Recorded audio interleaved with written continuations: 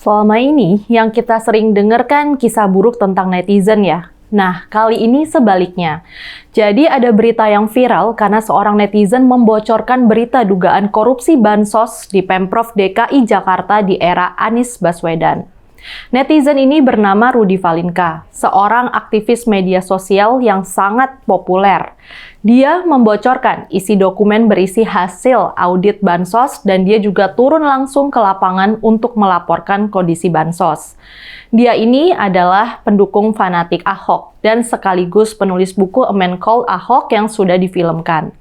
Rudy aktif nge-tweet sejak 2009, nama akunnya @kurawa, dan sekarang sudah memiliki 395.000 followers. 9 Januari lalu, dia menulis tweet panjang tentang dugaan korupsi bansos Pemprov DKI tahun 2020 senilai 2,85 triliun rupiah.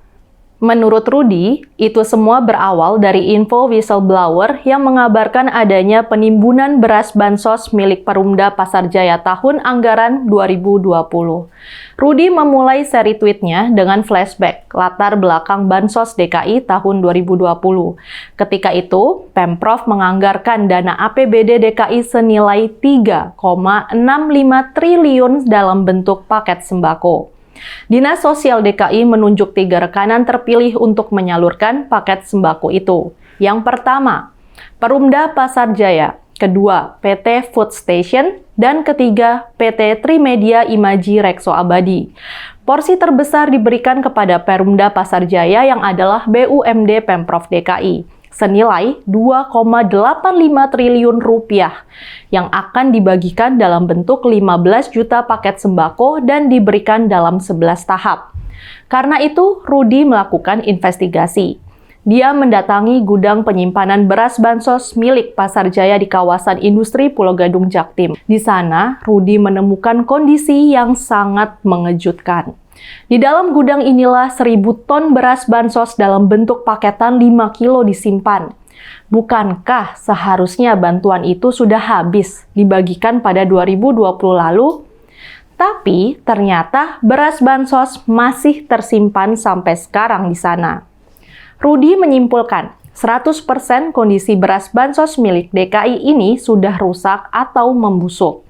Dia juga menampilkan foto dan video yang menggambarkan bagaimana di karung-karung itu sudah ada jamur kuning hingga menghitam. Rudy juga menyentuh langsung beras yang sudah hancur begitu sampai di tangan. Beras itu sudah expired pada 2020, tapi bukan pengamatan lapangan itu saja yang dilaporkan Rudy. Dia juga menunjukkan dokumen hasil audit forensik kantor akuntan pabrik Ernst & Young yang belum dibuka ke publik. Salah satu dokumen yang ditunjukkan adalah risalah rapat Dewan Pengawas, Direksi, dan kantor EY tanggal 12 Mei. Salah satu temuan adanya dugaan kesalahan administrasi yang dilakukan saat penyaluran bansos senilai 150 miliar rupiah. Kesalahan yang ditemukan misalnya double surat jalan. Tapi yang lebih mengejutkan adalah analisa vendor dan supplier untuk penyediaan dan penyebaran bansos. Ternyata yang namanya tertera sebagai vendor dan supplier banyak perusahaan-perusahaan yang tidak ada kaitannya dengan pangan. Ada perusahaan telekomunikasi, konstruksi, mekanikal, dan elektrik, bahkan kontraktor bangunan sebagai vendor. Nama-nama supplier yang tertulis bahkan ada yang terkait dengan nama-nama partai politik.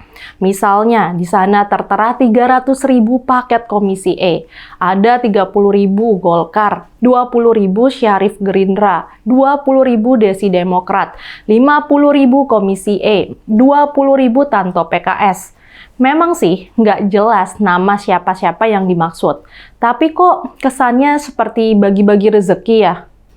Upaya Rudy membangkitkan perhatian publik sukses. Di hari-hari berikutnya media massa mulai ramai memberitakan ini. Si Kurawa ini pun nggak berhenti menyuarakan kritiknya. Rudy mengaku hampir setiap hari ada ASN-ASN Pemprov DKI yang mengkontaknya.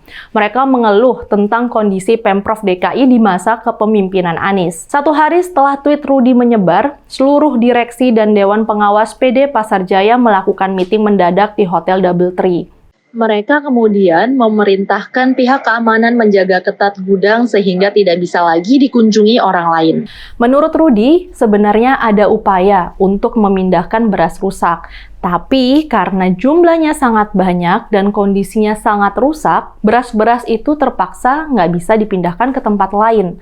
KPK juga sudah menanggapi berita itu. Kepala Bidang Pemberitaan KPK Ali Fikri mengatakan akan mengecek kebenaran berita yang disebarkan Rudi Valinka. Sementara, Kepala Dinas Sosial DKI Jakarta Premila Sari menyatakan tidak tahu menahu dengan bansos yang terbengkalai itu. Menurutnya, kontrak kerja dengan Pasar Jaya sudah berakhir pada 31 Desember 2020 lalu. Di pihak lain, PLT Kepala Badan Pembinaan BUMD Fitria Rahadiani menyebut beras yang tersimpan di gudang itu bukanlah bansos, melainkan beras milik Pasar Jaya. Tapi, ia menyebut Pasar Jaya berencana kembali menjual beras rusak itu dengan skema lelang dalam waktu dekat ini. Penjelasan Fitria ini dibantah Rudi Valinka. Melalui tweetnya, dia menampilkan bukti dari akuntan publik bahwa beras rusak itu adalah beras bansos, bukan milik Pasar Jaya. Apa yang dilakukan Rudi ini sangat layak dipuji. Korupsi bansos yang seharusnya dibagikan kepada rakyat yang terkena dampak COVID-19 adalah kejahatan luar biasa. Sekali lagi ya, saya ulang, kejahatan yang luar biasa. 2 tahun lalu, mantan Menteri Sosial Juliari Batubara sudah masuk penjara karena korupsi bansos triliunan rupiah. Kali ini, mudah-mudahan ketegasan serupa bisa diulang. Di kalangan wakil rakyat sendiri, anehnya partai-partai masih diam. Satu-satunya partai yang sudah bersuara hanyalah Partai Solidaritas Indonesia atau PSI. Juru bicara DPP PSI Aryo Bimo sudah meminta KPK bergerak cepat. Dia meminta agar yang terlibat dijatuhi hukuman seberat-beratnya. Aryo bahkan mengatakan bagi PSI, hukuman seumur hidup pantas diberikan kepada mereka yang terlibat dalam korupsi bansos ini. Ketua Fraksi PSI DPRD DKI Anggara Wicitra Sastro Amijoyo juga menyebut mereka akan menggelar rapat kerja dengan Dinas Sosial untuk membahas bansos tahun 2020. Kita harus mendukung upaya PSI ini. Kita harus bersama-sama melawan korupsi. Saya, Rizka Putri, undur diri.